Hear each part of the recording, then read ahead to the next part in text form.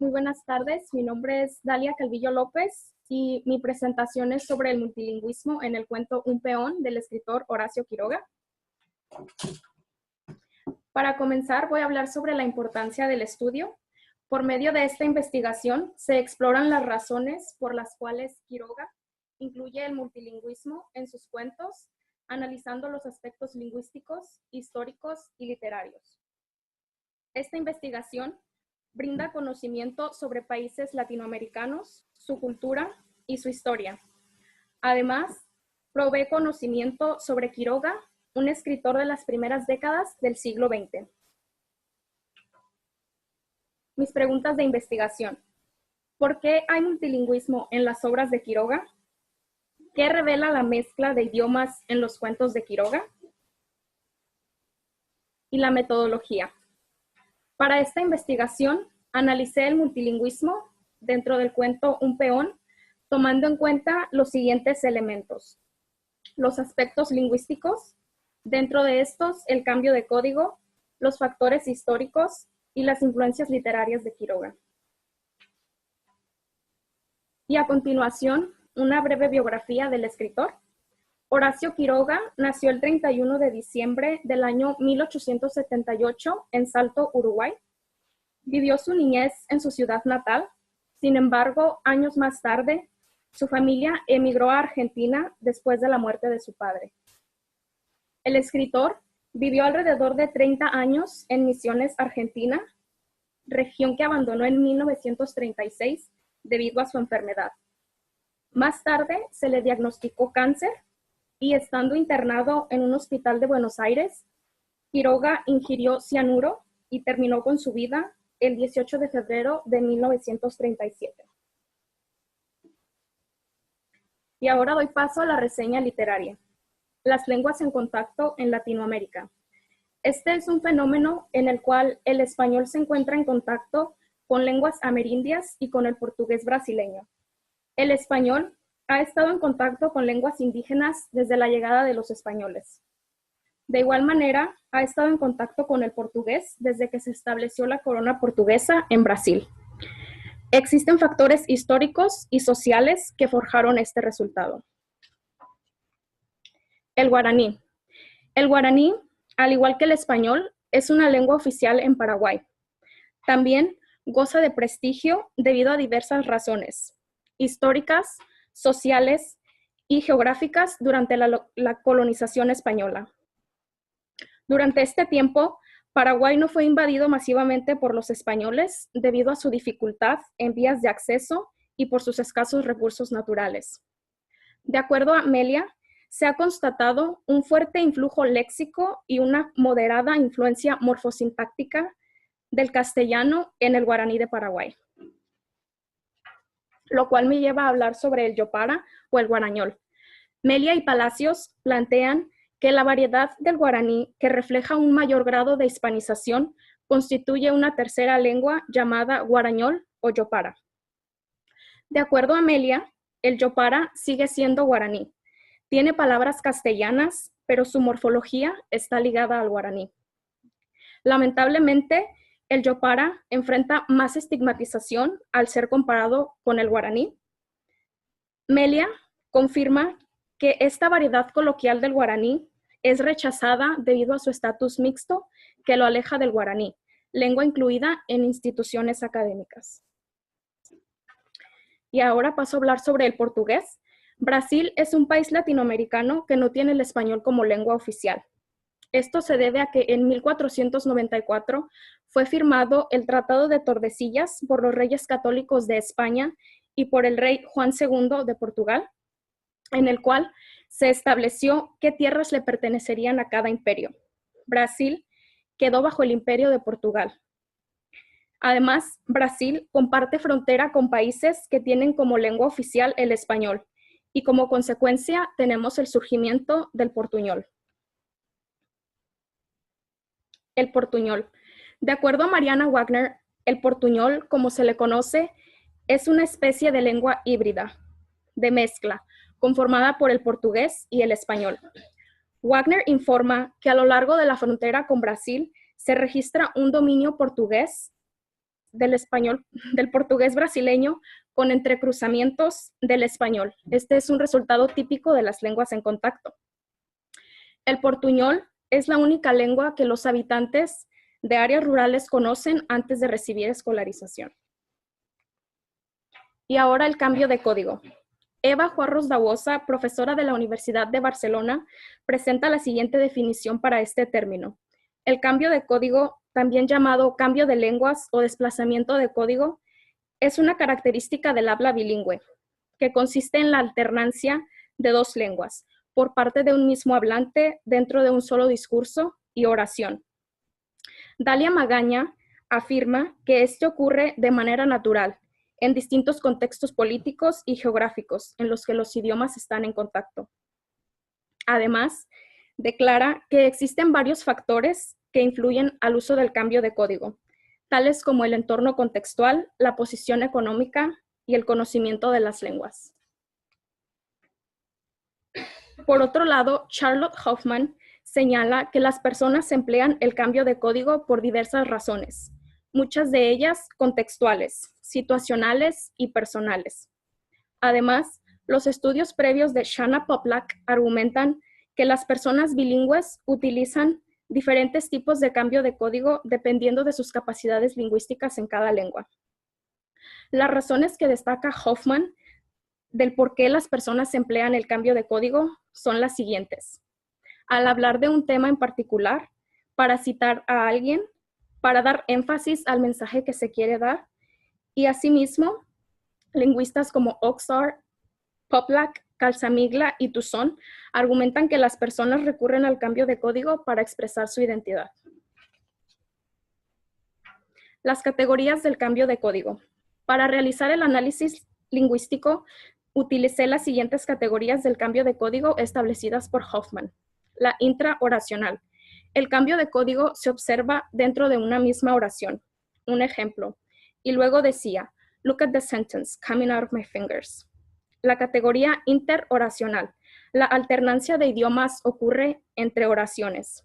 Ejemplo, tenía zapatos blancos, un poco. They were off-white, you know. Y el emblemático.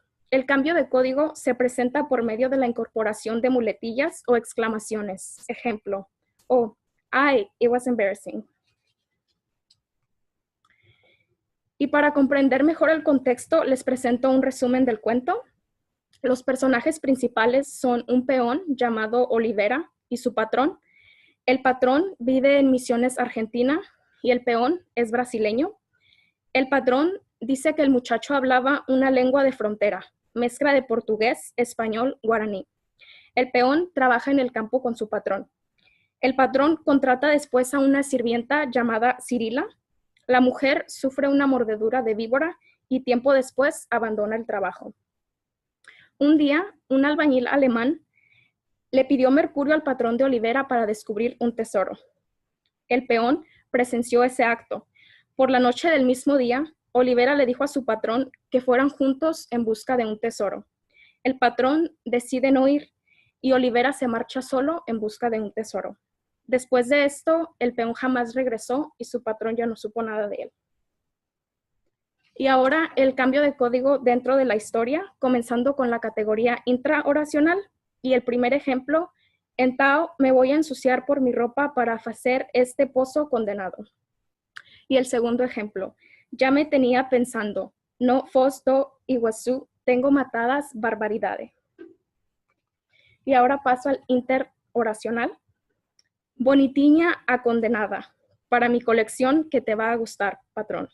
Y el segundo ejemplo, y si usted me ves en alguna parte, vosé que es muito hombre, sabe bien vosé que yo no me bajo para tu robo. Y a continuación, la última categoría del cambio de código emblemático, esto sí que está bon.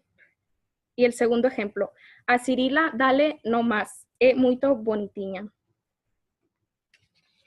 Y ahora el análisis cuantitativo. En la siguiente tabla les presento las categorías de cambio de código y las veces que han sido utilizadas por el peón. El intraoracional cuenta con un total de 4 oraciones, el interoracional con un total de 14 y el emblemático con un total de 22. Y en la gráfica circular Se ilustran los datos de la tabla y se presentan los porcentajes de cada categoría. El intraoracional representa un 10%, el interoracional un 35% y finalmente el emblemático con un 55%. Las conclusiones derivadas del análisis cuantitativo. Como mencioné anteriormente, de acuerdo a Shanna Poplack, las personas bilingües utilizan diferentes tipos de cambio de código dependiendo en sus capacidades lingüísticas. Poplack indica que los bilingües que poseen un mayor dominio de los idiomas suelen producir una cantidad significativa de oraciones en cambio de código intraoracional. Existe una gran semejanza entre la categoría intraoracional e interoracional, pues en estos tipos de cambio de código, la persona utiliza los dos idiomas de una manera balanceada. Como conclusión, se puede decir que el peón tiene buen dominio del español y del portugués, puesto que utiliza estos cambios de código con un total de 18 oraciones. Además, desde el punto de vista del narrador del cuento, se hace saber que el peón no proviene de una clase social baja. Y cito, para peón estaba absurdamente vestido. La valija, desde luego, de suela y con lujo de correas. Luego su traje, de cordero, marrón, sin una mancha.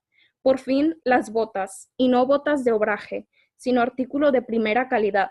Sobre todo esto, el aire elegante y sonriente, y seguro de mi hombre. Y en estas tablas les presento las oraciones del cuento que incluyen las palabras en lenguas indígenas. En el lado izquierdo están las palabras empleadas por el patrón y del otro lado las empleadas por el peón. La palabra yuyo viene del quechua y significa mala hierba. Esta palabra se utiliza en Argentina, Bolivia, Chile, Paraguay y Uruguay. Curubica, que viene del guaraní curubí, que significa fragmento, y se le agregó el sufijo diminutivo ica. Esta palabra se utiliza en Argentina y Paraguay.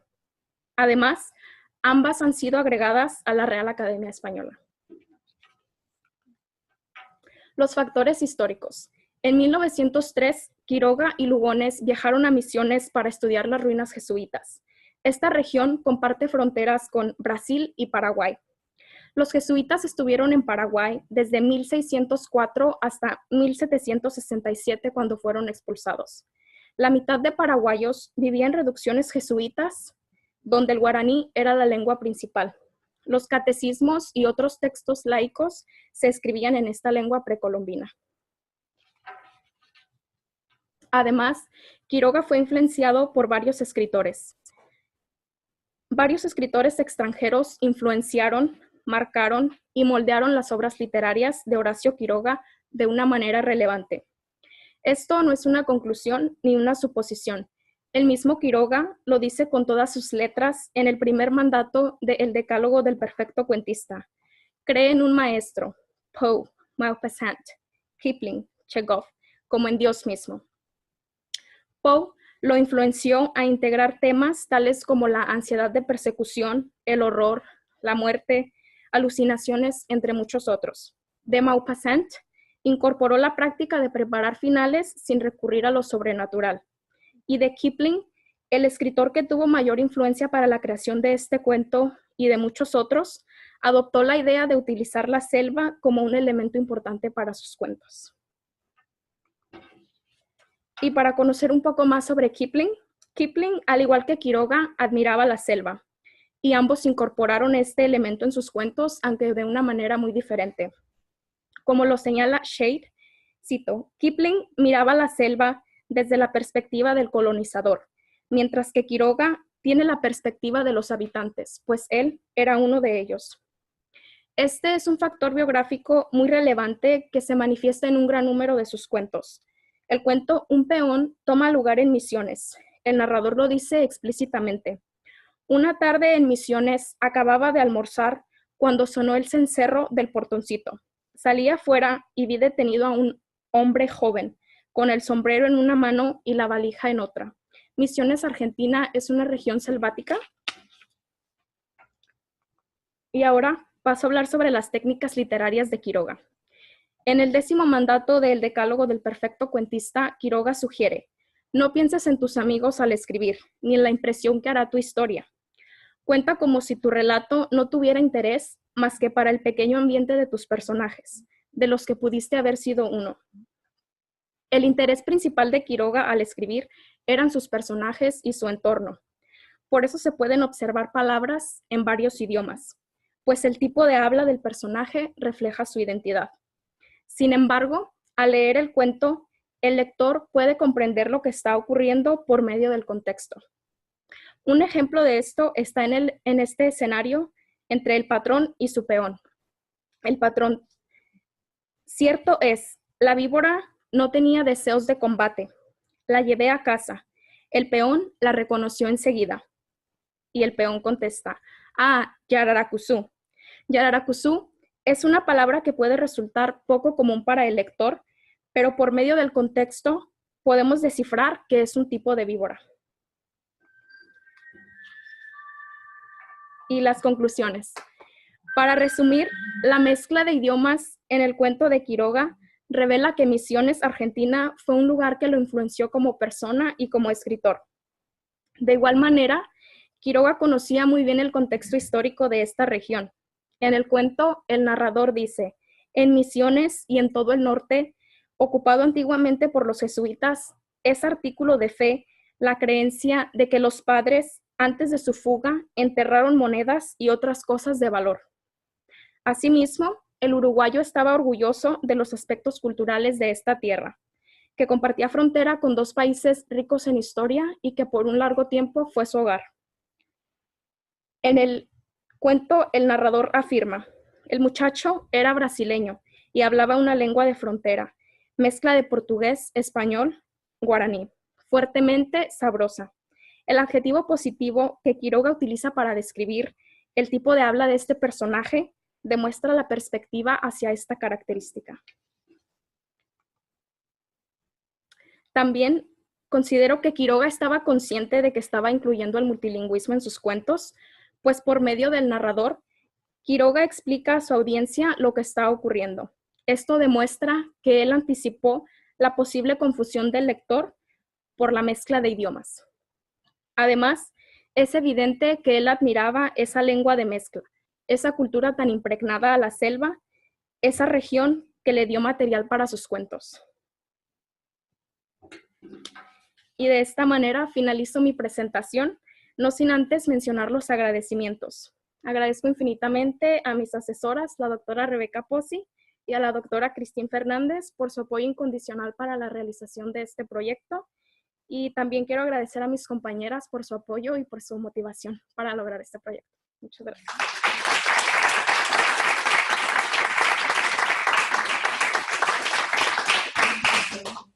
So thank you very much, Talia, for your presentation. I'd like to welcome any questions at this point.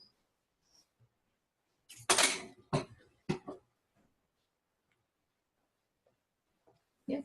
Have you read any of his other works? I read A la Deriva, and I like his writing because it's really easy to understand. It's very like direct, and that story also takes place like in a jungle setting down in Argentina and Iguazu or something like that. So I have read a few. He uses code switching in other stories, most of the times for the titles, and it's in Guarani to give like the names of certain species that live in that region where he was living. Yeah. When you first read his books, did you get confused reading it? Yeah, they were like Yararakusú, a few words in Guarani that I didn't even know like what did it mean. So that's what I looked up, Curubika and Yuyo, and I found that they were added to the Real Academia Española. It was interesting.